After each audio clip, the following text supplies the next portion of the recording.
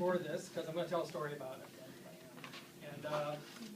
And I work with a woman, Dana, who's in San Francisco now. We're on our Thanksgiving break, but Dana's been doing the livestock operation for 3 or 4 years now, and we had a stillborn lamb, and Dana found it and had the foresight to throw it in a freezer. It happened to be my neighbor's freezer, not my freezer, so that was a good thing. And she wrapped it up, put it in a bag, and put it in the freezer, because you never know when you might need a dead lamb.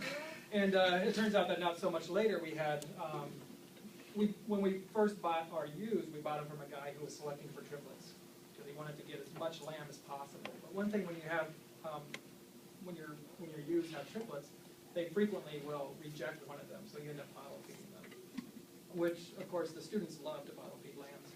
Dana and I don't love to bottle feed lambs because it starts off, 7 times a day, 5 times a day. You're waking up in the middle of the night, all these things, and it just takes a lot of time out of our already busy days. So we started off bottle feeding this lamb.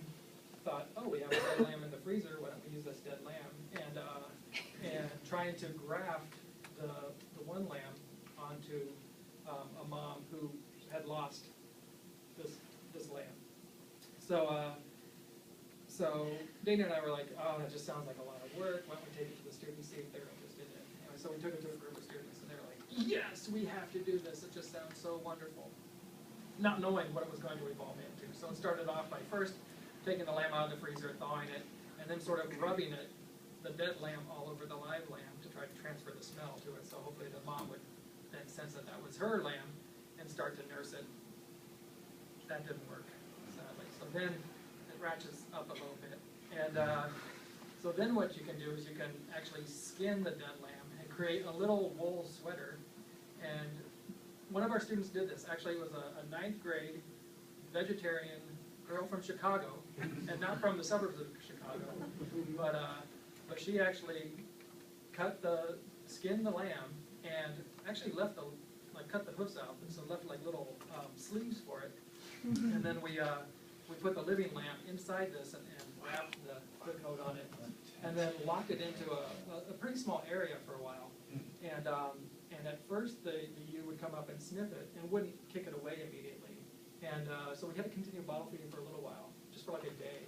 And then after 3 days, she started to nurse this lamb.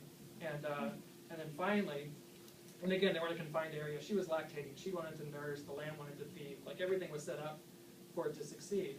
And then the true test came when we opened up the small pen and let him outside.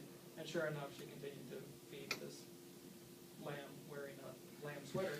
And the most bizarre thing about this whole story to me was that the students just accepted this as normal. Of course we're going to smear a dead lamb on it.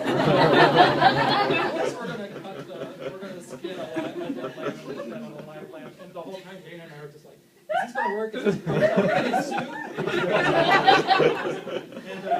And luckily it all had a happy ending. And now I go out there. This is a lamb that I bottle fed. It was living in our house for a while when it was really young, and it had recognized my voice and knew when I was coming, and I could pick it out of the herd. And now it's just so integrated that the final 4 months, like I couldn't pick it out of the crowd. It totally ignored me, and so just a really wonderful success story. Again, probably not replicable, but just an example of some of the opportunities that we have.